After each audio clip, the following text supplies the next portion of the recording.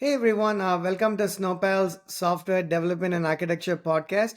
We have a very special guest with us today. We have Dessire Ugarte, who's a digital marketer with 8 years of experience in the field. She has a diverse background in content marketing and has worked in the NGO sector. Desi founded a successful slow fashion marketplace in Guatemala. In the past 3 years, Desi has specialized in content marketing for developers and has worked for tech open source startups such as Med USA, Strappy, and currently AppSmith. Desi, thank you so much for taking time to having a conversation. Thank you for the invite. I'm happy to be here.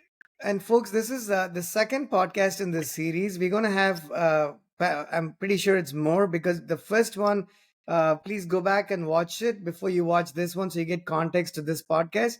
In the first one, Desi, told us what content marketing is, with a number of examples.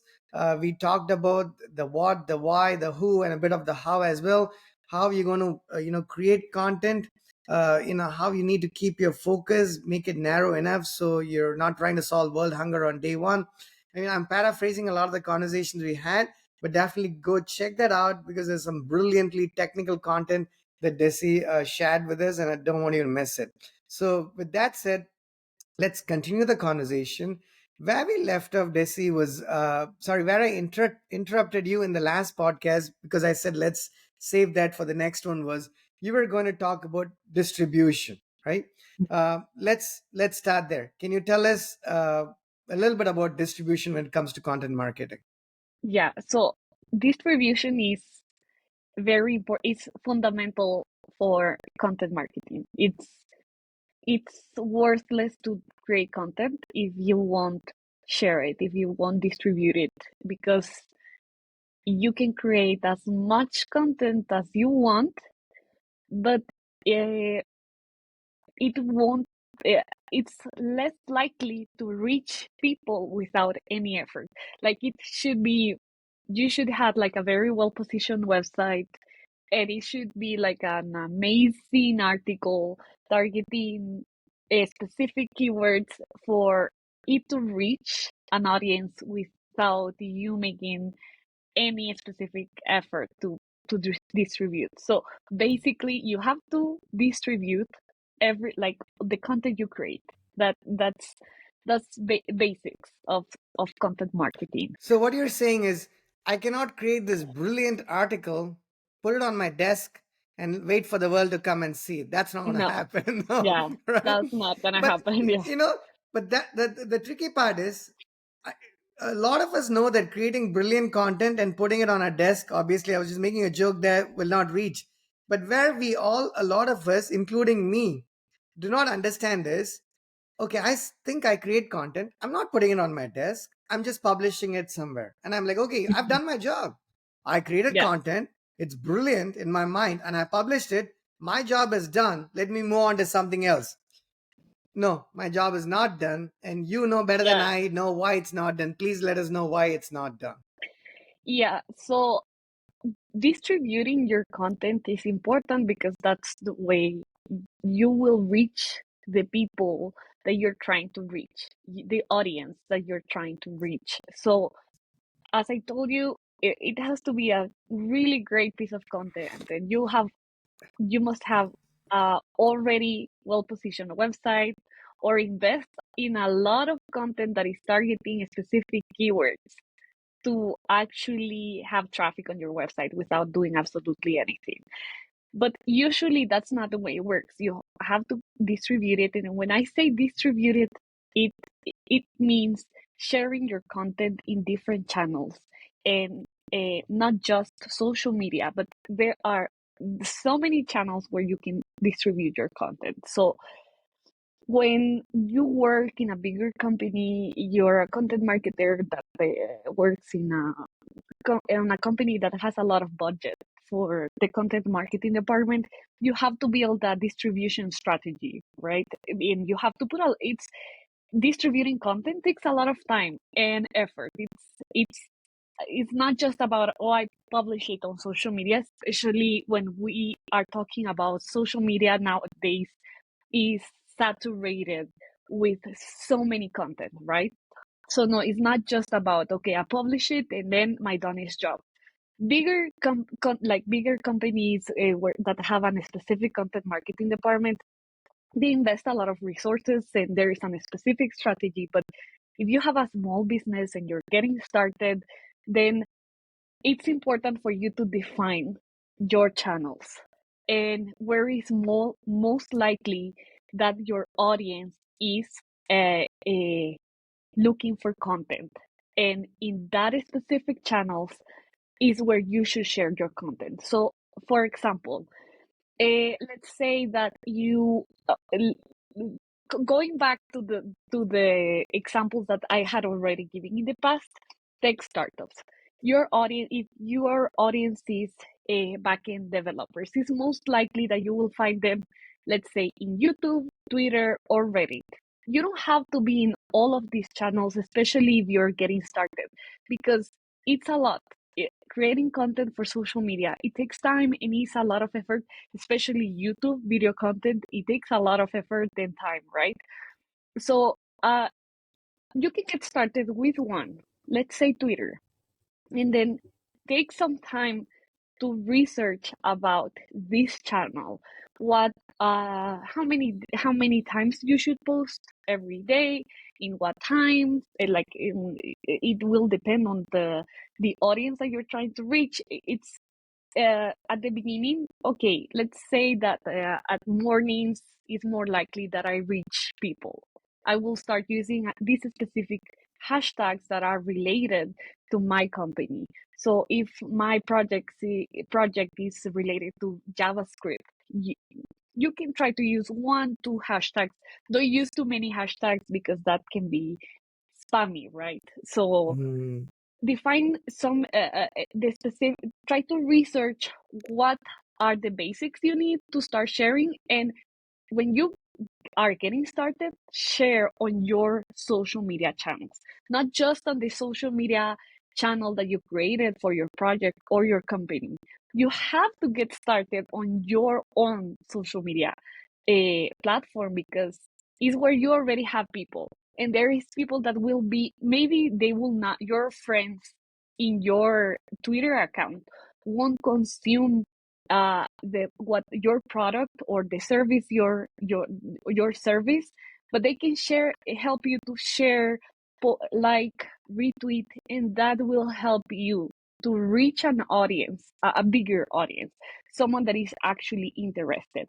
Then when we talk about social media, for example, LinkedIn, Twitter, it's tricky, right? Having an organic high volume of reach is very difficult. But there are other ways to distribute. So you can share if you write a blog post, and this is now, here is how everything is connected. If you're creating a piece of content that is targeting a specific audience, you already know that your audience are developers that work in this specific industry, and they work in this they are backend developers. Then your content will be around that. And that content, okay, you write a blog post in your website, but you can share that blog post as well in Medium or in Dev2 or in Hashtag, or the three of them. You can share it in there, and then you can go to Reddit and look for subreddits that are where the people that is in those subreddits will be interested in this topic. So that is how the workflow of distribution usually works. And it there are more factors that you can take into consideration to measure the results, to see what it works and what doesn't work. But to get started, you can get started in there. Well, these are this it's lovely. There's so many points. I started to take notes and I'm like, I don't want to miss anything, so I stopped writing and I was just listening to you, right? Let's go into these items even more. This is a brilliant foundation for this conversation. Now, you mentioned that depending on what you're selling and who you're selling, you determine that you're going to start distributing it. You figure Yeah. that you're going to have to write, uh, not just write. Actually, let me pause there for a moment. I want to ask something before we are talking distribution here, Desi, but you mentioned blogging and writing. Mhm. Let's say, let me add a couple of more things, and you tell me what else is there, or how we should go about these items. Say videos, podcasting, uh, articles on, say, LinkedIn or Medium, blogging of some kind. What else? What are some other things? Like, are these like other? Like, I just started with two or three items. Like, can you tell us what other aspects are there in terms of content that I've completely missed here? And even if it's these items, how we should go about doing it? I think there are many types of content that you can create. So you also email is very popular, email marketing, then also ebooks, white papers, case studies. You can create a lot of content. There is a lot of content stacks, and you can create a lot of art blog. You can share one blog post every day. You can share uh, two social media posts every day, one video every day. As you can create a lot of content, which is for one person or two, three people company. It's too much, right? But let's say that that's your objective is to create as much content as possible. It as I said before, it's useless if you don't have a distribution strategy in place, right? Or distributing your content, right? Not if you can put a strategy in place, but when you're getting started, is you usually just get started, right? Right.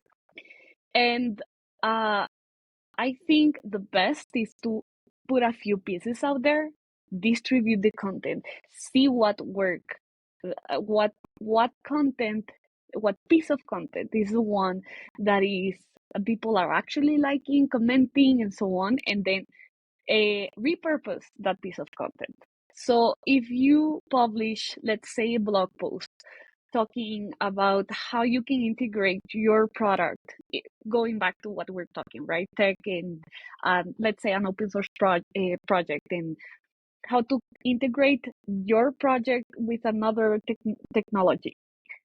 And people are starting to liking it, to share it, leave comments, and you get a positive feedback. Then create a video about it, because that means that people want to learn about it. So create one video explaining the same thing as the tutorial, because it's really important to understand that not everyone consumes the same type of content. Like some people like to read, some people like to watch videos, other people prefer podcasts. So if you already have one good piece of content, instead of creating one piece every day that is different and you are not measuring if it is working, you're not distributing, focus on a few pieces of content, distribute them, and the one that performs the best, then repurpose it. And then create a thread on Twitter or a carousel on Instagram or LinkedIn. There, it repurpose. There are different ways to repurpose that content or optimize it, improve it.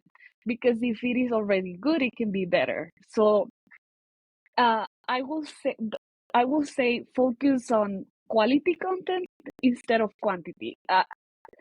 Some people can. No, we'll This is a okay. controversial point. Yeah, Controversial point. I'm gonna interrupt you there. I'm gonna say, first of all, Desi, it's not fair. I thought when I got into this podcast, I thought you're gonna tell me, Chris, do this one little thing that you're not doing right, and that's it. That's all you have to do. But the more and more I talk to you, Desi, it sounds like you're telling us that we're gonna have to work harder, is what it sounds like to me. There's no silver bullet or the magic one. I thought Desi is gonna say, Chris, just do that one little thing you didn't do, and that's it. Every problem is going to be solved. No, I'm just kidding. No. What you mentioned is brilliant because it resonates with me. I'm a developer just by way of background, right? I've been doing this for a long time. I've been building code, writing software. And I tell to a lot of the people who know me and the people who have starting to know through my podcasting, I have no other talents, to be honest, right? The only talent I have is being able to create software. And I'm not joking when I say that, because I would have loved to know how to play an instrument. I have a lot of respect for Mhm. musicians. I'd have loved to know how to draw, because when you're trying to communicate something to your team, I rely on tools that where you write code and creates diagrams. that works for people like me because we don't have the skill to draw, but I really would like to draw. So I tell the team that this is exactly how I want for something to look like, but I cannot present my thoughts in a diagram unless I rely on a code to diagramming tool. And the reason I mention this is, even for somebody like me who may or may not have the non-engineering skills, not the non-binary, like the zeros or ones, right? Content marketing, as we're having this conversation, Desi, it's very technical, but it's also a lot of art, is what it comes across to me as. It's not necessarily just science. If something Mm-hmm. something were just science or just art, not that it's easy, but if it's just one or the other, I think it's relatively easier than if it's a mix of both. Mm-hmm. Unfortunately, many things in life happen to be a mix of both, as much as I would like for them to be one or the other. As you're talking through this, in my mind, I'm like, this is highly technical. The items you're talking about, what kind of content do you create? Who do you create that content for? How do you distribute that content? How do you tell whether this content is reaching the people you want for it to reach? What time you post this content? A lot of that is, it sounds subjective, but not really, right? There is a Mm-hmm. quantifiable mechanism because you're able to tell what works, what doesn't work. You go with the analytics and then you make those adjustments, right? But let me Yeah. give you a I'm going to give you a difficult question. Let's say this is not a manufactured story, it's a true story, right? I do these technical podcasts to share a lot of our experience as we build our products and solutions at Snowpal, right? We have B2B, Mm-hmm. B2C products, APIs, you name it, we've got something in that space. One of the things we do is we have a mobile app on the App Store and Play Store, and the app is built on Flutter and Dart. Okay. There was a time where we implemented caching. It was a complex implementation, but it solved it worked really well for us, right? It was a unique solution. We came up with a design, we implemented it, and it worked brilliantly. And we were like, this is awesome. So we want to share it with the community. So Mm-hmm. we create a video, right? Explaining the problem, explaining the solution. And then we're like, this is golden. This is the content we've been waiting for. There's a difficult problem, we found out, we came with our own solution, it works in a brilliant manner. The world is going to just drink this Kool-Aid and absorb it. We post this content and we get millions of views. No, I'm kidding. Everything I said was true up until the point where we got the millions of views. Now this is a real example, even though it's a very specific example. If I Mm-hmm. told you, Desi, we did everything that we thought we should have done, what did we do wrong here? It's funny what something you said, and it's something that I think it comes to our mind when we're getting started with content marketing. This piece of content that I'm creating is brilliant. So when I press publish, it will go viral, right? And it's it doesn't work like that. Like I mean, in as I told you in the first podcast at the beginning, there is content everywhere, everywhere, and we consume content from so many different platforms every day, all day long, right? So your piece of content is one in thousands of pieces of content that go out every day. And I will say your piece of content is probably there were three that were published around the world that were similar in the same day, you know? So just publishing is not enough. You have to share the piece of content. And when you have already an audience, so let's say I can give an example. For example, when I started working at Strapi. Strapi is an open source product, and they have a big audience. It's a big audience that uses the open source product because they also have like paid tires, right? So it it when I joined the company, the audience was already there. So if I share something, let's say on Twitter, it's easier to reach people because there's already an audience in there, right? But if you still don't have an audience built, if there isn't people that is already using, and in your case, right, that you just wanted to share it with the community because you felt that it was valuable, Okay. it was a process for you, a good learning, and you could save a lot of mistakes to others, which is the case with open source product, right? Giving to the community to help them save time in building things from scratch, right? You have to share it. In your case, you didn't have an audience. Okay, so share it in your social media channels. Who are most likely to be interested on this topic?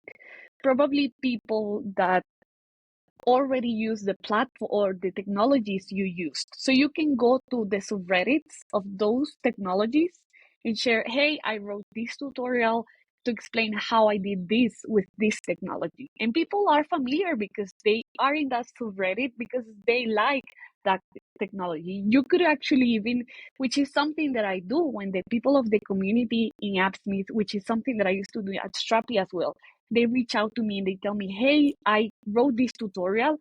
We reviewed that the tutorial is actually accurate and everything. And if it is a, a, an accurate tutorial, it doesn't have to be perfect, but if it is something created by the community, we share it because we find it very valuable that the community is taking time to actually create content. So you could have done that, for example. You could have reached out the technologies that you used or other the thing is that when you create content, it's not just about creating. There's still a long process after creating it. And if that distribution doesn't, like if you don't see any results, that that could mean as well that the piece of content wasn't as good as you thought. And that's okay as well. That's normal. And in content marketing, we sometimes, I feel that have a hard time accepting that out loud. We publish a lot of content that in the end we thought it was going to be good, but it wasn't good and it didn't have the results that we expected. We did the contribution process, we did everything right. It didn't had like any but why it didn't work? Because the piece of content wasn't that good, and that's okay as well. Wow. So this is many things you said there, right? You mentioned, okay, you create the content, you believe the content is good, and maybe it's good, maybe it's not. You Mhm. find out, and even if it's good content, you need to distribute that. We'll go back to the distribution that we started at the beginning of this podcast, right? Now I created this content. It is no good if I did not distribute it to the right channels.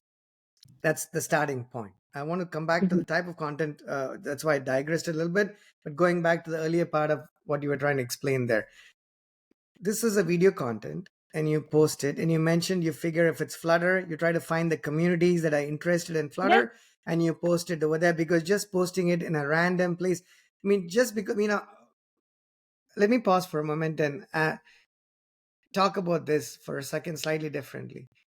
We posted this on many places, including YouTube, correct? And then when we didn't see the response we were expecting or hoping, I should say, I was like, okay, try to dig a little bit deeper into YouTube as a platform.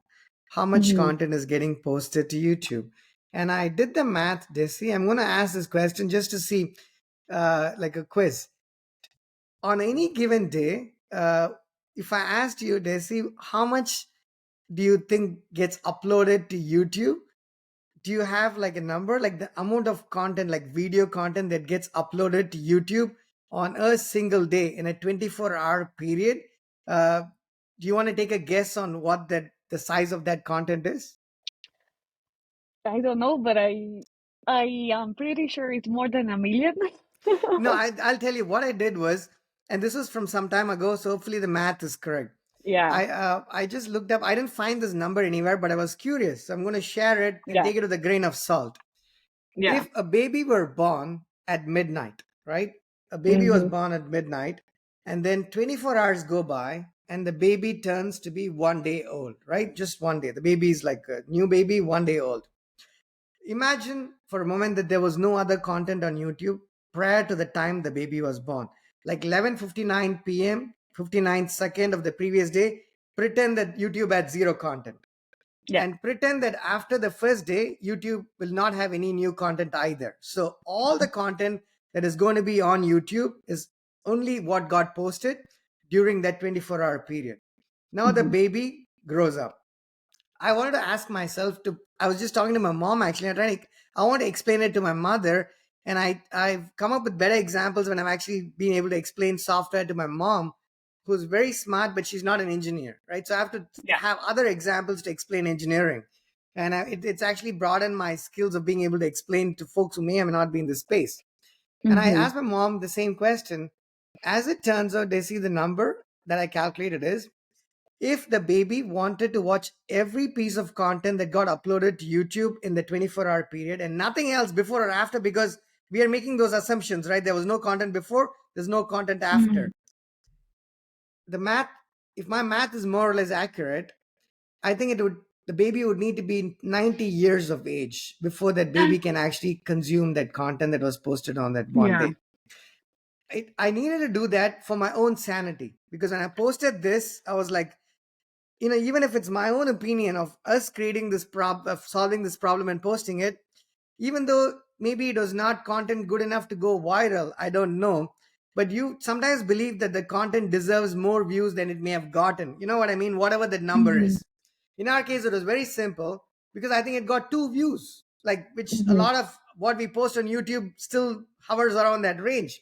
And even the two, you have to take it with a grain of salt, because my mom supports her son. So she Yeah. is very diligently watching this, even if she doesn't understand head or tail. So if I Yeah. say 2 views, one of it is my own mom. So it really was one other person, possibly, right? So now you're wondering, this is terrible. This content cannot be so bad that only 2 people found value in this.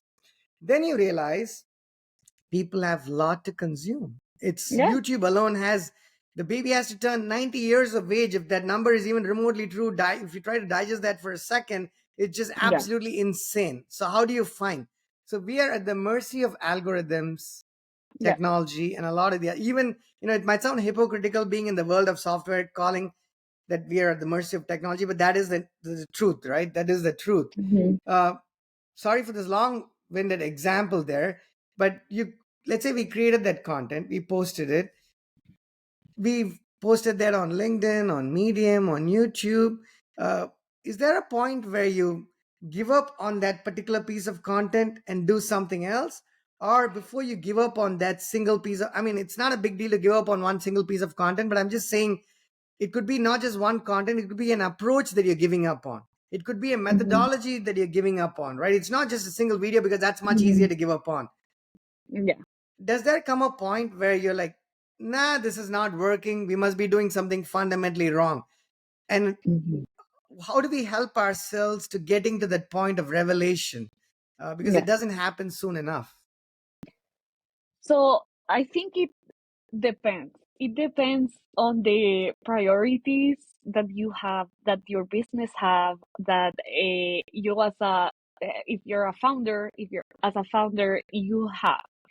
If the message that you're sharing in that piece of content is the basics of everything, then you could give it a try by sharing the message in a different way. So not giving up to the I will say, don't give up to that piece of content that easily, but uh, transform it. Give it a, yeah, the something that we were talking at the beginning, the storytelling. It might be wrong. You can go through it, and it's okay. It's okay to like say, okay, this didn't work, and try to redo it. And let's say if it is a blog post, okay, it's not about writing a new blog post, but changing that piece of editing that piece of content, doing some benchmarking if you're trying to target some keywords, so do a keywords research, so you can try to give it another continue, not giving up on the piece of content basically. But if you have a lot of things in your to do, right? A lot of things you're trying to communicate. This was not the biggest and most important message. You already posted, then reposted, then distributed the content and it didn't work, then give up to it and jump to the next one. Because it's, as I mentioned it before, it's okay. It's okay to have a piece of content that is not performing well. If you already posted once, then repost it 2-3 times more in 2 weeks, let's say. If you already distributed it in different subreddits, share it in Hacker News, then posted it in Medium, and nowhere it didn't perform in any place. If you didn't get any feedback, probably it's it's time to move on. Move on to the next one, right? Yeah. Beautiful. So let me take two examples, but I'm going to take two examples to sort of make that point, share my 2 cents on it. I'll take the example of one of my most favorite composer. His name is A.R. Rahman, right? He's an Indian composer who composes music. I would say predominantly in India, but he does a lot of fair bit of work in Hollywood and in the US and in the West as well, right? He was a composer for like Slumdog Millionaire. If you watch that, it was not Mm-hmm. one of his best, not even close to his best compositions, but he got like a couple of Oscars and Grammys for that. I want to take that as an example because he's been composing music for 30 years and I Mm-hmm. almost exclusively only listen to his compositions, right? It's just very close to my heart. He got, and after doing that for 20 years, he became very I mean, he's been popular for a long time, but he became popular in the US as well, to the point a lot Mm-hmm. of people do recognize his name or face after he got those Grammys and Oscars. Now, Mm-hmm. I want to take that as an example. If we treated that as content for a moment, right? If we treated Mm-hmm. music as content, is that his best composition? No. Is that close to one of his best Sorry. compositions? Can you hear me? Yep, yeah, I can hear you. It's okay. Okay, can you repeat again the Yep, sorry, question? sorry. Now, I was just saying, I was just taking an example of this composer Rahman, right? He got a couple of Oscars for this movie. I was just Mm-hmm. saying that was that his best composition ever? Not really. Was it Mm-hmm. even close to one of his best compositions? In my opinion, not even close. Not even close, Mm-hmm. right?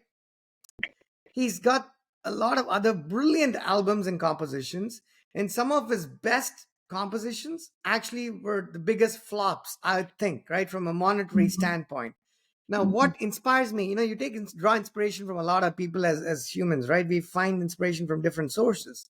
The inspiration that I take, excuse me, personally, Desi, from him is just because he may have spent 6 months on a particular album and he gave his time and it was not popular, it was not a hit, it was a Mm-hmm. flop, or it was an utter flop, I should say, right, in some cases. That does not reflect in his next composition or the one after, because every next composition is as though he's starting afresh. What happened previously should have no bearing I mean, you have some learnings, sure, Yeah. but you have to be careful about those learnings, because some of the mistakes I've made and I continue to make is you do something like you create a piece of content, right? I'm talking content Mm-hmm. marketing, but this is applicable to things beyond content marketing. Mm-hmm. You don't find the results you're expecting. You make seismic changes, dramatical changes, and Mm-hmm. then the next thing doesn't work. You make dramatical changes, and that pattern keeps continuing, right? Now, if Rahman did that, I'm not sure if it would have helped him. If there were two flops or Mm-hmm. three consecutive flops, he's had a lot of those. The approach to making music, I don't think has fundamentally changed from what I see. He gives it his best. He approaches every problem as though it is unique, as even though he probably is carrying over some learnings. All Mm-hmm. I'm trying to I'm making a long-winded point here, which is you need to have some learnings from the mistakes, but you Mm-hmm. have to be careful not to have the wrong learnings. Meaning, maybe you created good content, maybe you posted it, maybe it was not just there needs to be an element of luck as well. Now, if you make Mm-hmm. dramatical changes, then you're not going to help yourself, but you're going to hurt yourself. But it's very human to want to make those dramatic changes. I mean, first of all, does that make sense to you? And if it does, how do you recommend we approach this? Yeah, I think, as you said, making dramatic changes to your strat, like, okay, if this didn't work, then I will make the opposite next time. That doesn't, it might work, but it might not necessarily work, you know? And it will, this is a tricky question because it will depend. I think for example, if you come to me with a piece of content and you tell me, okay, what do you think? I can give you like okay, I can give you my feedback, right? I think you can change this and that and try this new thing, right? And if you, and, or I could tell you, yeah, this doesn't work. I don't think this will ever work. You should change it completely, right? It's very particular for each case, I will say, but I don't think if you already have something in place that is based on things that you read on not on instinct, because I know that usually we say, okay, I have this great idea and I will go for it. I will follow my instinct. But it doesn't work like that. You really do need to, maybe you don't work in a big company and do a specific research, but you can do your research on what is working right now. If this is your audience, where is more like most likely that this audience will be. You have to base the things that you are doing on something, not on instinct, right? So if you're basing the things that you're doing on something specific, you're not inventing like you're not inventing how your strategy of content marketing works. It's based on something. Then I will say, don't change it com- completely, because as you said, maybe that piece of content was really good, but it lacked context. It lacked something. You skipped one step. There was something that was missing maybe at the beginning that it didn't give. You wrote a blog post, but at the beginning of the blog post you didn't give context to people, so they came to the piece of content, they thought, what is this person is talking about, and they left. So that means that you don't have to change everything, but you didn't give enough context, or sometimes it's also not the right moment for that piece of content. As you said, the fact that it doesn't perform that well, it doesn't mean that the content that is in there, it doesn't have value. It can have value, but maybe it's not the most valuable thing for your audience. And that is what you have to question yourself. Okay, this is valuable, but not enough. So, what is the audience expecting? And also, do my product can could my product bring that value to the people? Because that way, then maybe you should change everything in your content strategy. Lovely, right? You said something there. I want to restate it just so people, just want to say it again. You mentioned that you write a post. Maybe it's good, but in the first paragraph, you probably didn't set the context well. Now, Mhm. it sounds like a simple enough mistake, but when I hear you say it, Desi, it resonates with me, right? Very strongly, because a lot of times when you write this, you have thoughts and you capture those thoughts in say on Medium or LinkedIn. How many times have I thought about the first paragraph and setting the context, consciously speaking, right? You're writing Mhm. some, as an engineer, you're doing something, you want to write something, you go back there, you write a post, and you hit publish, and you think it's fine. Maybe there is value in that post, but maybe the first paragraph didn't set the foundation right. So even a Yeah. simple mistake like that can cost you that person reading it or resharing it, right? So the unfortunately, when you code, when you make a mistake, the compiler will tell you if it's a compiled language. Otherwise, the interpreter is going to tell you at some point. But what I'm saying is, it's going to be, hey, Krish, this doesn't work. It doesn't make sense, or it's going to have these red squiggly lines. Or even Yeah. if it doesn't have the red squiggly lines, when you test it, it doesn't work, right? And maybe Mhm. even if it does work, your test pass, it goes to the testing team or the functional, somebody else is doing the customer testing or UTA or whatnot. When it goes to the user acceptance testing, somebody figures out that this does not work in these other cases, for instance.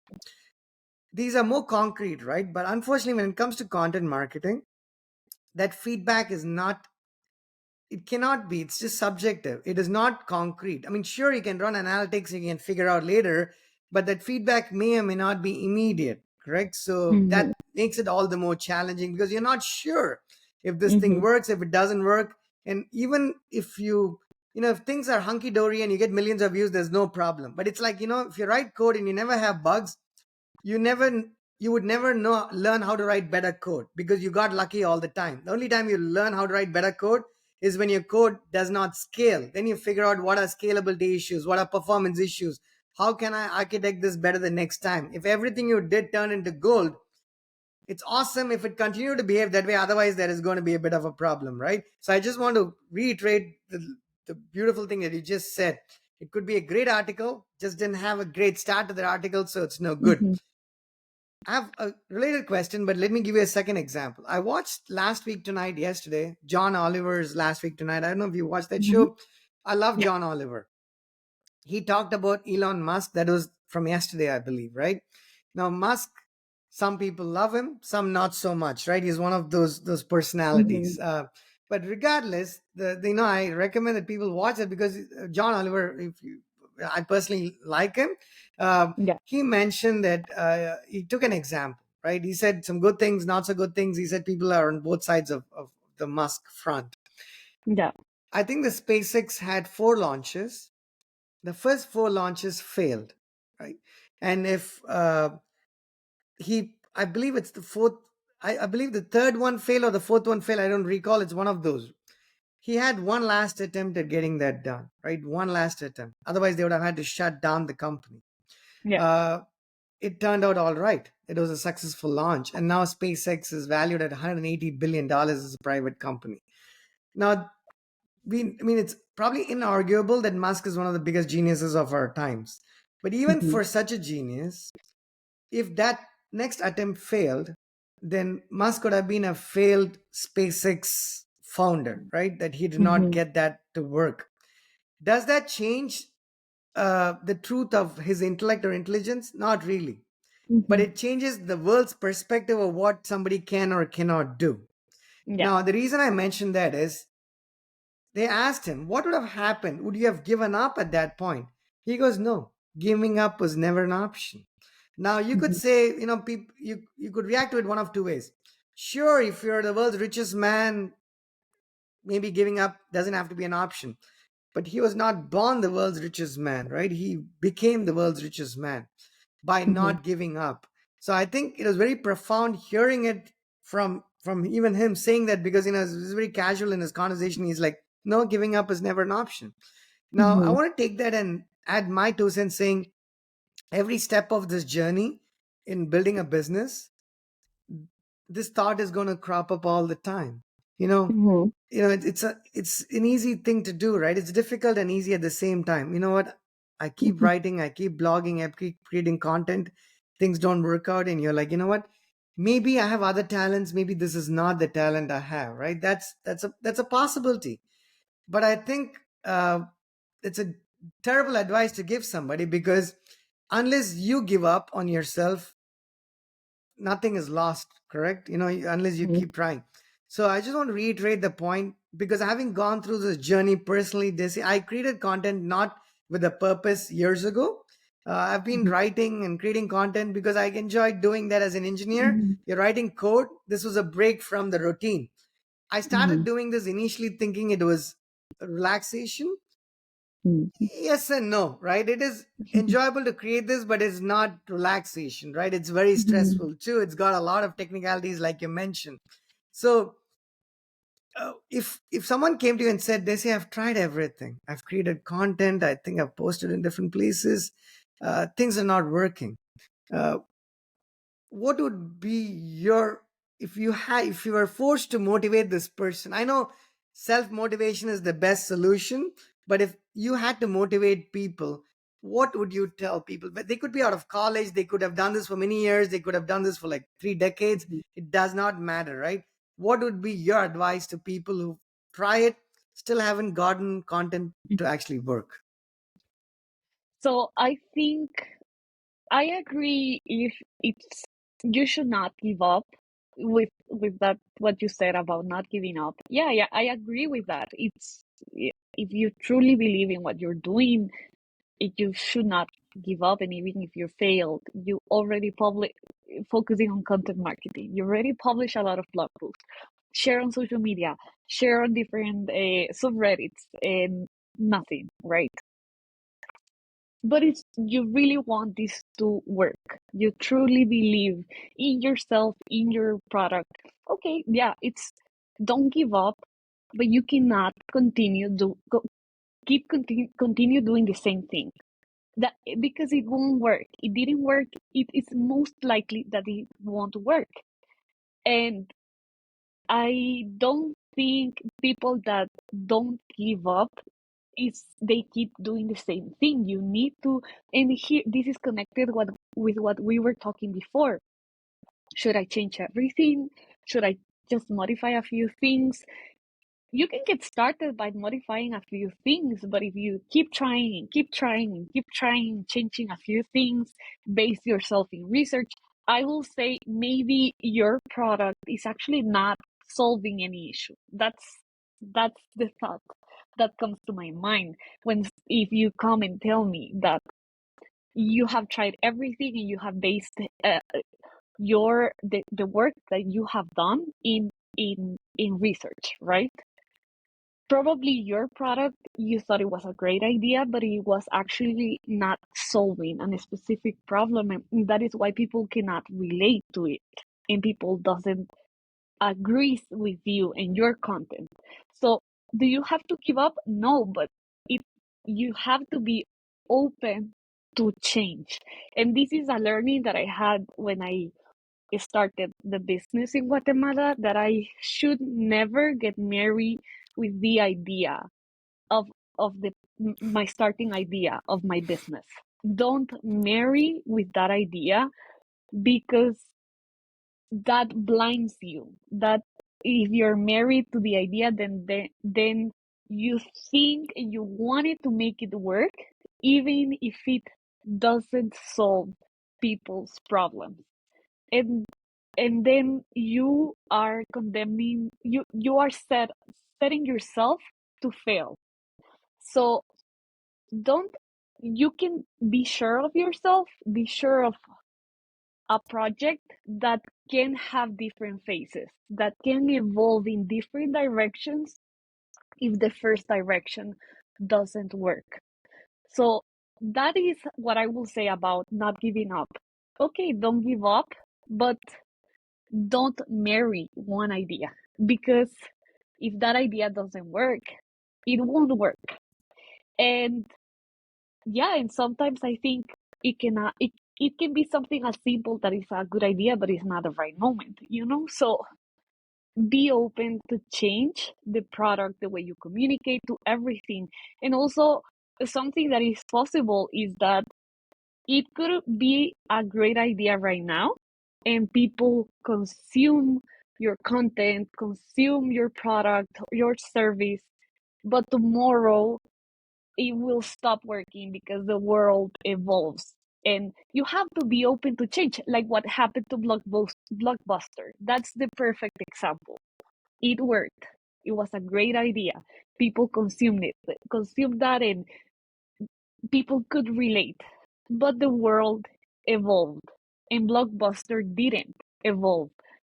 They were married with the idea that the idea with was a success at the beginning. So being open to change, and that's a must in content marketing, because content marketing is evolving every day. So you have to be learning and open to change as well. I'm going to tell if people forget everything about the conversation, they should go back. I'm going to jot this down, minute 45 to 48 of what Desi is saying. I hope people watch every minute of this because it's what you're sharing is absolutely brilliant. But I want to reiterate what you said in the last 3 minutes, which is just couldn't have been said any better and more succinctly.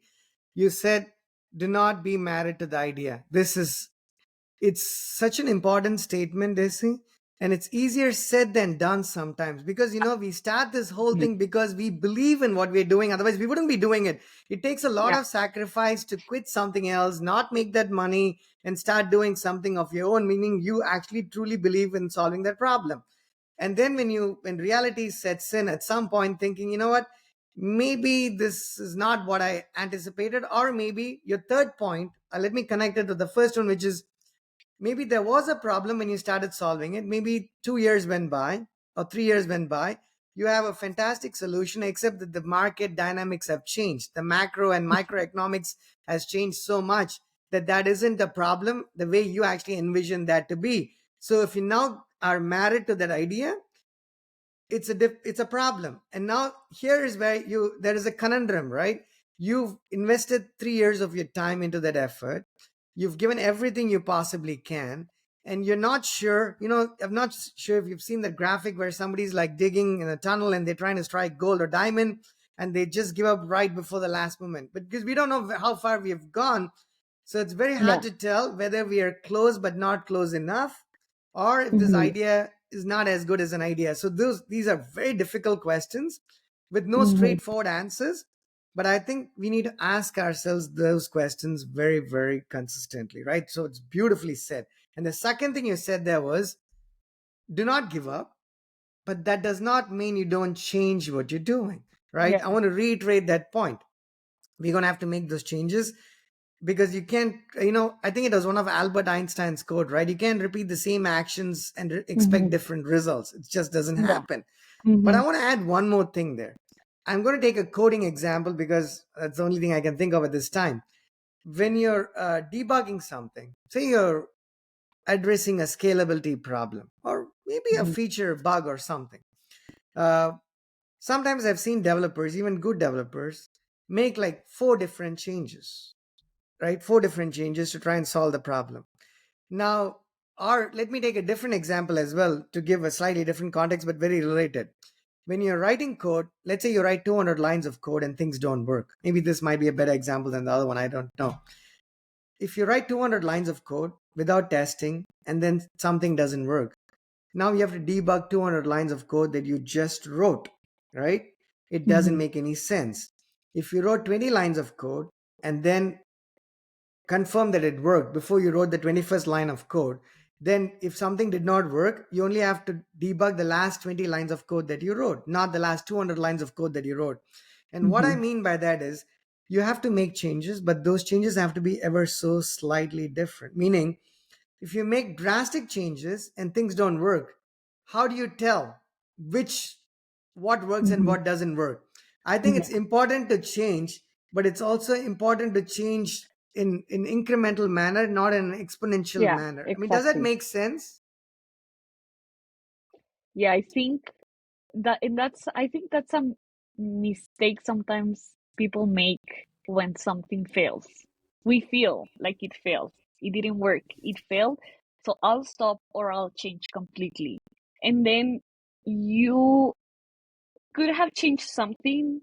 You could have, okay, research. Okay, well, did I structure well the content that that I put together? Let's say a blog post. Did an introduction to the blog post? Did I gave enough context or information, and then um, not taking the time to step back, look at what you did, see how you can improve it, how you can change it, and just quitting to it. You don't know, you have no idea if there was missing just one thing for it to succeed. And it's linked to what we were talking, quitting to just giving up because it didn't work, which I did want to mention. It's okay as well to give up on something if you don't have the energy anymore because you're too burnt out, because there's also a lot of guilt sometimes.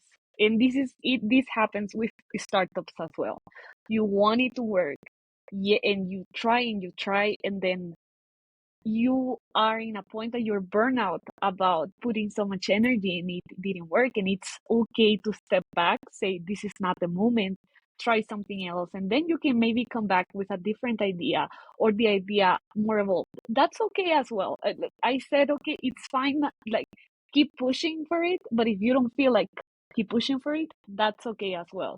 But if you keep pushing for it, don't keep pushing for the same thing without changes, and don't, as you said, don't make dramatical changes that don't let you understand what is working, what is not working.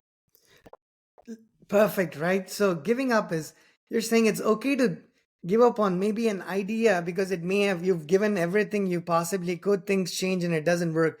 You're not giving up on yourself. Like, that's the bigger problem, right? You go to the Hmm. next idea, you try to work on the next thing. If it doesn't work, you go to the third, because you see examples of people who've tried 10 or 12 different things before the 13th one made all of the difference, for instance, right? And Yeah. then it's important to appreciate the journey, because the destination Yes. maybe is important, but I think the journey is no less important, correct? It's, Hmm. I think I read someone's quote that said, spurts of happiness along the way uh, probably are more important than this one thing that you want to achieve, right? Let's say Yeah. I'll only be happy when I get that first million or the 10th million or whatever that target is for you, as Mhm. opposed to appreciating little things, small victories, right? Small victories. Yeah. You've never ever written before. You mustered the courage to write and you hit publish. That's a big step, because I can tell Yeah. you, Desi, I know a lot of developers who've never written and blogged. And I tell people, I read somewhere that it actually improves your engineering abilities if you actually start blogging. Mhm. Yeah. And then people are like, oh, I didn't know that. But it doesn't matter. Whatever it is that you're uncomfortable doing, you're going to have to try doing it. That's the only way for you to become comfortable or become less uncomfortable doing that same thing, for Yeah. instance, right? Yeah. I think it's important to recognize that.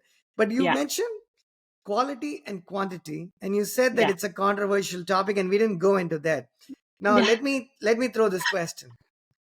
I think I'm just saying, if I play the let's say I've had this hat and I play the character that says, Desi, quality doesn't matter.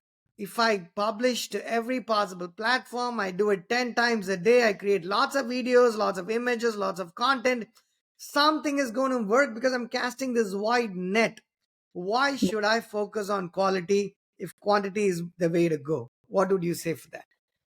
This the reason why I say it's a controversial topic is because it's a conversation that I have had with a few people so far. Quantity over quality, right? And there have been a few people that tell me, after ChatGPT started, and me as a content marketer, I started creating content with ChatGPT, right? It's really easy. You make a question, then you publish that in your blog. You're targeting certain keywords, uh, then you're sharing the content, and then you will attract a lot of traffic to the website because you're targeting a lot of keywords that are popular, right? And you do it with like 5 articles every day, because you're not writing it. You're not focusing on the quality, but on the quantity, and it is actually working. It is actually attracting a lot of traffic to your website. So when I hear that, I'm like, okay, so, oh, the value for you is traffic, right? That's the only goal that you're looking for with your content marketing strategy. What happens then with the people that arrives to your website? What do? They read what they needed to read, and then they leave, right? You're not, it's very likely you're not converting those people that are arriving to your website, because you're just giving them information. The content is just informational. It's not a transactional. You're not giving something extra for them to try it out. The product, the conversion doesn't happen beyond website views and traffic. I I cannot think right now. Maybe a news website that could work perfectly well, right? Like this BuzzFeed, that they rely a lot of on AI generated content. It works because that's a success metric for them. But let's talk about an open source product, a tech startup. You want people to convert, to try your product. Your The amount of you are creating a lot of content every day, but it's very unlikely people are converting. So it's actually not useful, you know. So that is why I say it's very controversial, because it depends on your success metrics. And here is when things become like more higher level, and when the business is growing, you really have to define what are your goals in content marketing. What are you trying to do? Is it website traffic? But okay, or is it retention on the content, like how many minutes people spend on your content? Or is actually conversion, and conversion for you is clicks on the call to action? Or is actually project creation? Like, what is your goal with content marketing? And it's not as simple as I'm telling it to you right now, because actually you can have a few different goals, and that is why the funnel stages in marketing exist, because you have different pieces of content that will target different funnel stages. You can have top of the funnel, middle of the funnel, and bottom of the funnel content. But here is a more specific for content marketers, like, or even it could be, for example, an engineer founder in a startup. But it if you're at that stage, I will say, okay, hire a content marketer, and that person will take care of it. This is. I thought when I click record, I was going to have a very casual, relaxing conversation about content marketing. This is much more technical than the bug I would have worked on solving, to be honest with you. This is extremely technical. So I want to say what you mentioned there was you mentioned you have to define your success metric. If your success metric is just Yeah, coming to the page and reading it, great. But if that needs to translate to conversions, then maybe quantity may not necessarily be the answer, yeah, right? If you can have quality and quantity, sure, why not? If you can have the cake and eat it too, that's great. yeah, But if you can't have the cake and eat it too, you're going to have to make some conscious decisions. yeah. Because when you read these articles, it's not terribly difficult sometimes to tell, at least at this early stages of chat gpt. For me, when I'm reading something, somehow I feel like when humans are writing it, there seems to be this Yeah, personal touch, and I feel that personal connection is perhaps missing.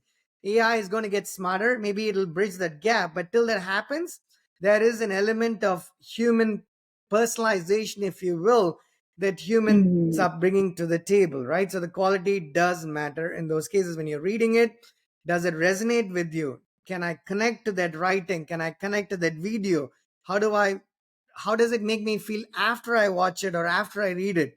It's almost like an aftertaste as well, right? Sometimes you go to a place, you have, you have this dessert. It's great, right? But after you eat it, you have this guilt conscience, like, should I have eaten this? Maybe not. I call it the aftertaste. I have a different aftertaste after I eat bok choy and garlic. Maybe it's not super attractive and I'm eating it, not necessarily, not all the time. But after mm-hmm. I eat bok choy and garlic, I feel great aftertaste, meaning I feel no guilt. I feel like I did a workout or something of that nature, right? Even if it's a silly example, I think it's important to recognize that after you consume content, how does it make you feel about that? I mean, do you want to Yeah, consume the same type of content repeatedly? So, right? yeah, Your points are super technical to the point.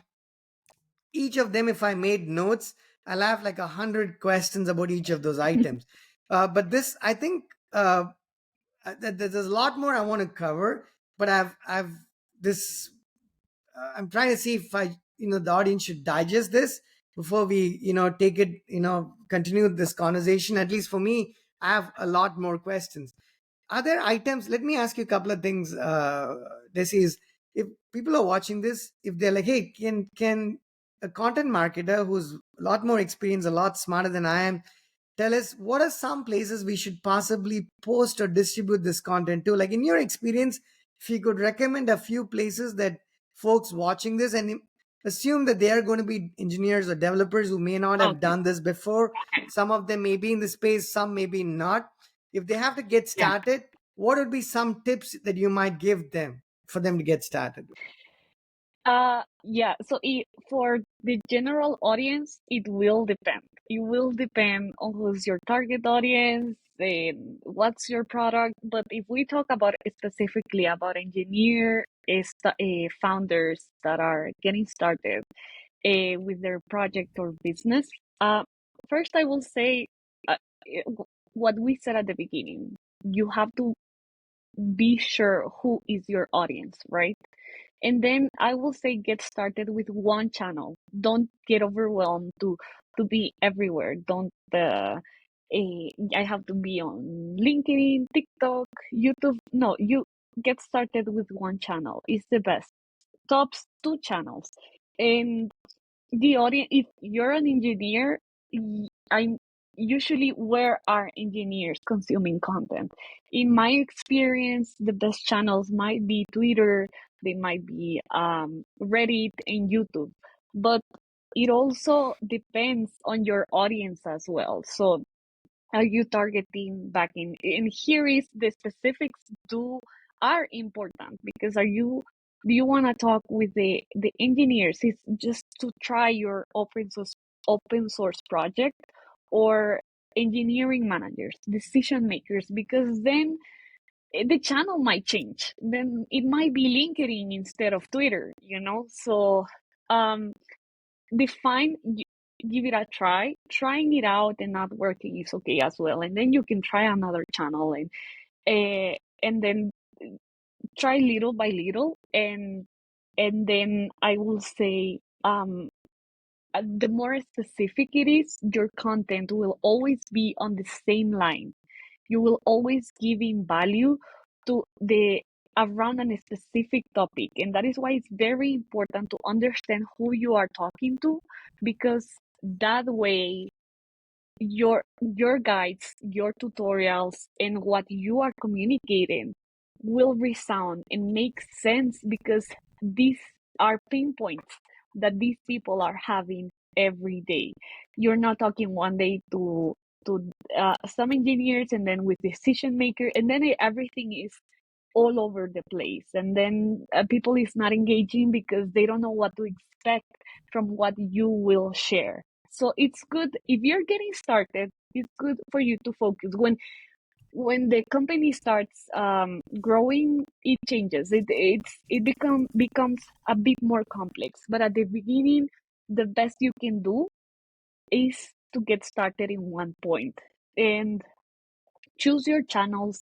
And also, it's important that if you have, if you will focus on video content, choose one, choose Twitch or YouTube or one specific channel. Don't go one day on this platform, the other day on the other one, because then it becomes uh, confusing, too much for you. It's beginning one channel and blog content. Do you have a website? If you don't have one website, go on Medium or Dev2. Choose one and stay there, and don't publish. You can republish in other places, but centralize your content in one place, like a hub of content. Ab- Again, another set of brilliant points that we'll have to go into deeper and deeper. But let me ask you the language that we need. Let me take an example, right? Let's say I have great content and I've found good ways to publish that or distribute that content. I could be making several mistakes, and we talked about a number of mistakes that we could make and we should try to avoid. One thing we may not have talked about so far, I want to bring that up here, is language. Mm, If I created brilliant content and published that purely in English, in videos mhm, and in articles, and I was targeting, say, South America, right? I had the opportunity to work with some brilliant people, engineers, and product managers based out of South America in the last few years. I'm looking forward to doing more work in that space, yeah. in that region. But I noticed, Spanish, and if you go to Brazil, Portuguese, for instance, those Mhm, are the more common languages. Now, would I mhm. be correct in saying if I created great content but only resorted to English as the language and targeted South America, I could possibly fall short? Is that a fair statement to make? What are your thoughts on that?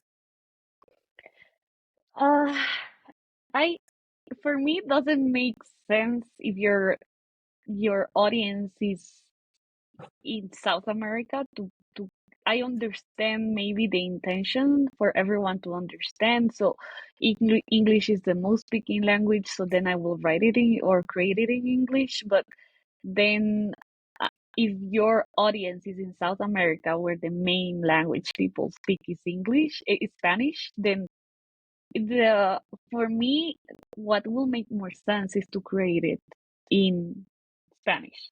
What you can do if you want to reach a broader, a more broad audience, is to uh, facilitate the platform that you're using to generate subtitles or localization so you can have it in different languages. But then we're talking like, I think when you're getting started, I think, for example, YouTube might be easier, but yeah, when you're getting started, just publishing the piece of content is already a lot of work, right? But I will say, because if you are creating content in English, I don't think you're like, my thoughts are, you're not targeting your main audience then is not South America. You want to reach like a broad audience. So it's odd. Correct. I think you said it right. So basically, the point I'm trying to make here is these are difficult decisions to make because the topic is general enough. I mean, Flutter caching, whether it's done in America or in India or in South America, in Brazil or Mexico or Africa or South Asia or Australia, it doesn't change. Engineering is pretty much the same. Yet, Yeah, the video or the article, if it happened to have been created in a certain language, then that it's going to be missing. It's going to miss the mark when yeah, it's posted in, say, yeah, in posting that same video in Portuguese might resonate a lot better in Brazil than if it's posted yes, in English, for instance, right? If I yeah, took India, for instance, depending on, again, if you're posting it in certain parts of India, Hindi is an official yeah. language. It's more commonly spoken. I come from the southern part of India, one of the states where our languages, we have so many different languages back in India. Europe Hmm. has, French and German and, there's n number of languages in Europe as well. So I guess, is it fair to say, Desi, then not everybody can afford to post content in all languages that they're interested in, but is it fair to say that it's almost like not having the cake and eating it too? There will be a difference, and if you're able to post it in different languages to target those markets, can we safely say that you're going to have broader impact? Is that a safe statement to make? I think, yeah, but you do need to invest a lot. So I think that at an early stage, I don't know if that's the smartest thing to do. Well, if you have the money and you can like just go ahead, like why not? But me personally, I will not do that. And usually, what I have seen for tech startups is that the main language is English because they know that they will reach a like a like the chances of reaching a broad audience are more because yeah, many people speak English. But usually what I see is that are startups that they have the clear focus that they want to monetize, and they probably will get started by monetizing in the US. So that's why they the main language is English. But then if you know that you want to get started, for example, in South America, eh, you tell me that the main language of your content is English, you're telling me that you don't know your audience. Yeah, you didn't do the research to understand that there is a lot of people that don't speak English and that they won't understand your language. So, yeah, that's part of knowing who are you talking to. Right. And for if you can afford to create content in English, Spanish, Arabic, Hindi, French, German, Tamil, whatever, right? I've listed a bunch of languages. If you can afford to create content in all these languages, then more power to you, right? But unfortunately, most of us cannot afford to create content because it's not just translating that content. There's different Mhm. levels of complexity, Yeah, right? It's one thing to yeah, say I can take the content and translate it, but that does not mean it's going to resonate. Somebody who mhm, understands Spanish as a language and the people speaking Spanish in South America, right? You originally you mentioned you're from Guatemala, right? So you understand the culture of a region better. So not Mhm. only would you be creating content in that language, but you'd be creating content that resonates with the audience in that part of the world. So Mhm. I want to make that separation. It's one thing to say I can create content. I'll take a very specific example, right? Desi, tried creating, my native tongue is Tamil. It's one of the oldest languages in the world. I come from the southern part of India, a state called Tamil Mhm. Nadu. I posted content and I reached out to some people about technical content. I'm like, hey, would you enjoy this content?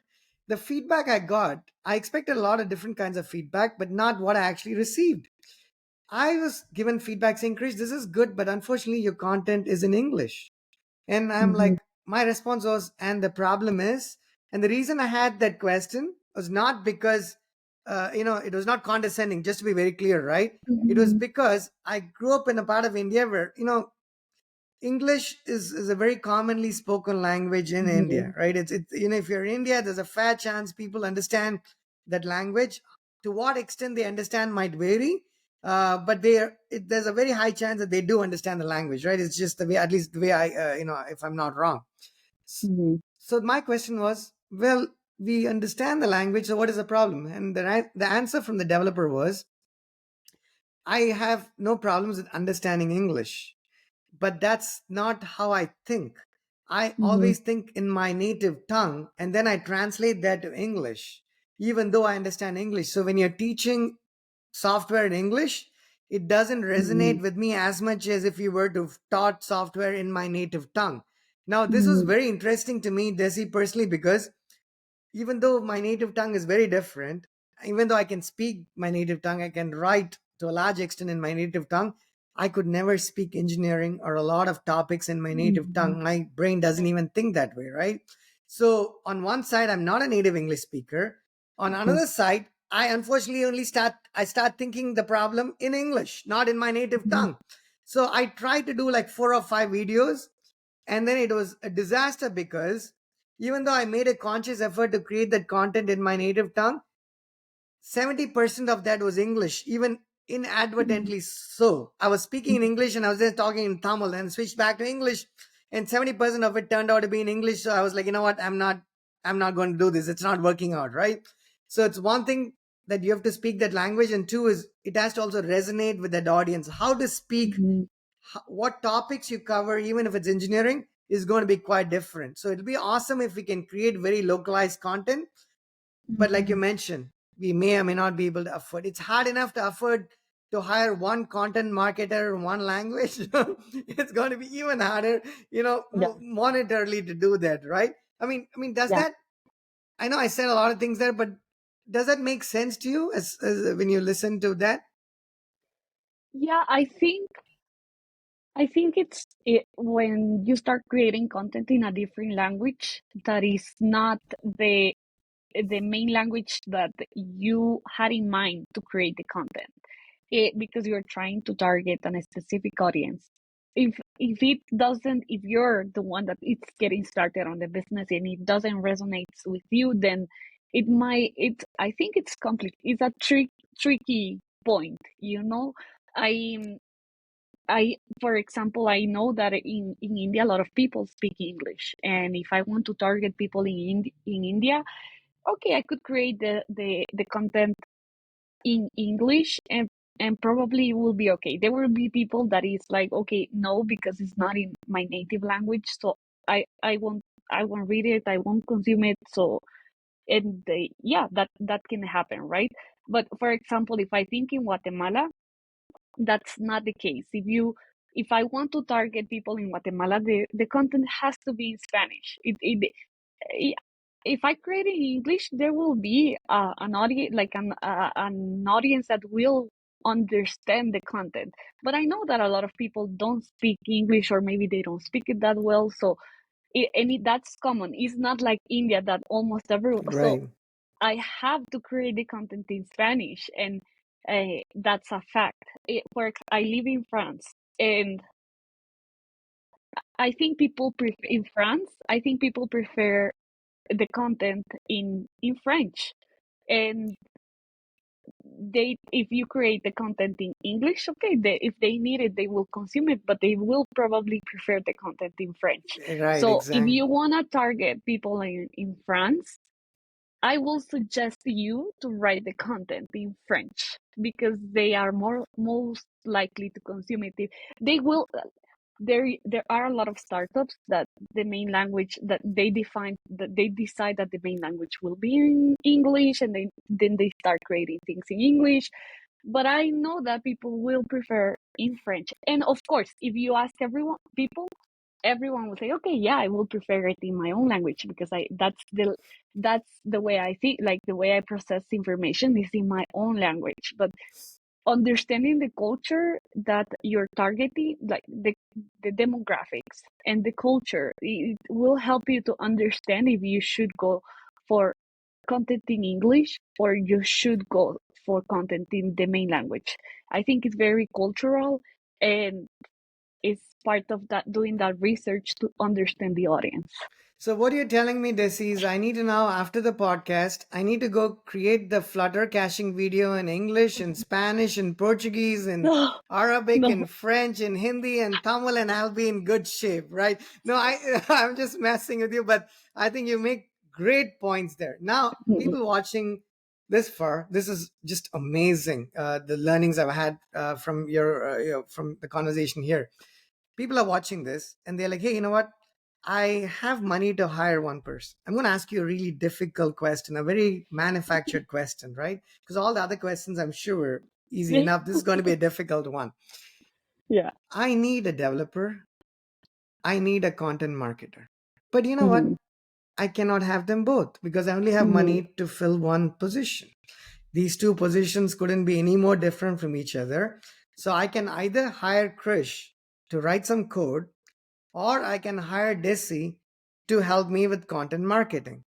Hmm. If I asked you this question, agreed it's a manufactured question, what would your answer be? Who should they be hiring? I think it will depend on your product. If you make me that question, I will ask you, what's your product? What are you selling? Or what is what you're like, if we say, like, if we talk about it in the context of uh um an engineering founder that is asking me that for his startup, he has an open source product and it will be the first employee that this person is going to hire. I will say go for the engineer because you need to work on the product first, and if you can get some extra budget, you can always outsource some marketing eh, services. But if you're telling me that you have you're selling stuff online, and should I hire an engineer for a website or a content marketer to start putting content together to sell more? I will say hire the content marketing marketer and then outsource the engineering a service, because for the long term you will most likely need the marketer to work on the strategy to sell more. So it will depend actually on who is asking that and also in what stage. But if it is at the very beginning, yeah, that's what I will Okay, answer. I'm going Yeah. to challenge you there and make it even more manufactured, the question. Because, the reason I say this is I'm an engineering founder, right? And there are a Yeah. lot of engineering founders. How you approach a problem as an engineering founder is very different from how you might approach the same problem as a non-engineering founder, right? Hmm. I'm going to have different conversations about that, but I think I would say, I reckon it's fair enough to say, make that statement, at least in my opinion. Now, let's say you mentioned that if you don't have anything, you have to first build it, correct? That's a Hmm. fair statement to make, but I'm going to play the devil's advocate as an engineer. What if I tell you, Desi, sure, I don't have anything to sell, so it seems like a fair point that you have to make it before you start socializing and writing about it. Yeah. But at the same time, I want to flip the coin here. I'm going to say, well, why should I even make it if there might not be a market for this? So maybe my first Hmm. hire should not be a developer. It actually should be a content marketer who's going to write about it, who's going to create content and going to tell them, they're going to find out if I should even be building such a thing. So if Mhm. I posed that question to you and said, maybe hiring the developer, maybe hiring Krish is not a good idea as the first Mhm. hire, hiring Desi is the good idea. Why would you say that that is, if you had to disagree with me, how would you disagree there? Yeah, I think it's not a content marketer. What you need, if you're trying to understand if your idea of the business of the or the project, eh, it's it makes sense. It's answering like a problem or a need or not. You need something else. You need other type of service, and maybe you could even get a mentoring or on a specific process, or you need to pay for something else, which is something that it's not on the content marketing role to define if your product will succeed or not, if it is solving up actually some you already have to give something solid about your product to the content marketer. You have to already give the basics to the content marketer, because from that the content marketer creates a content strategy. The content marketer needs to understand what is the product, so if it is already working the product or not, who is the audience, who is the personas you're targeting, all that kind of stuff is something that you need to give to the marketer, because from that the marketer will create a strategy. Wow, I was hoping that we could tell the content marketer, "Hey, I'm going to solve world hunger. Tell me what to do." No, I'm just kidding. You're saying we Yeah, need to be very specific with what you're trying to yeah. address here, right? So I think, Just please, sorry. I'm sorry. I just will have to leave in a few minutes Oh no, that's because fine. I I'm have going to to. wrap this. Yep, my bad. It's I want to. It was Yeah, just way too interesting for me, and I was yeah, just couldn't even get to that point. But this yeah, is awesome. I think this is a good point, Desi, to wrap this, and then we can continue having this conversation. Before I yeah, press stop, I want to say two things. One is, thank you very, very much, first of all, for taking time to having this conversation, because yeah. more than enjoying the conversation, as much as I thoroughly enjoyed it, there's plentiful learning that's come out of this conversation as well. I'm no, it's going to be no different for folks who are going to be watching and tuning in as well. But as closing thoughts, do you want to say something before I hit stop here? I think content marketing is a very broad topic. Today we talked mostly about people that is getting started, specifically in tech. We even talk about a few more things, right? But I will summarize that when you're getting started, just assume when you, let's say you publish your project, you launch your project, right, or your product, and don't assume people just assume people don't understand anything. So things explain what it is, what it does, the what, the who, the why, and how, right? But in from that, uh, take do it step by step. Choose one channel, summarizing everything. Choose one channel. Start with one specific piece of content. Distribute it, and give it a try a few times and see how it works. And don't close yourself if it doesn't work. It's normal that the first tries you fail. Today I'm a content marketer that has some experience now, a few years of experience in marketing, and I still publish a lot of things that don't work, and that's normal, that's okay. But with time it gives you learnings of what mistakes to not repeat, what to repeat, and also be open. I think that's a good another learning. Always be open to change, because if you're not open to change, I think you set yourself to failure. And that's it. Thank you. I'm going to end this video with Desi's voice resonating in people's minds. So I'm not going to say anything more. This was awesome. Thank you so Thank much, you. Desi. Thank you. Thank you very much, Krish.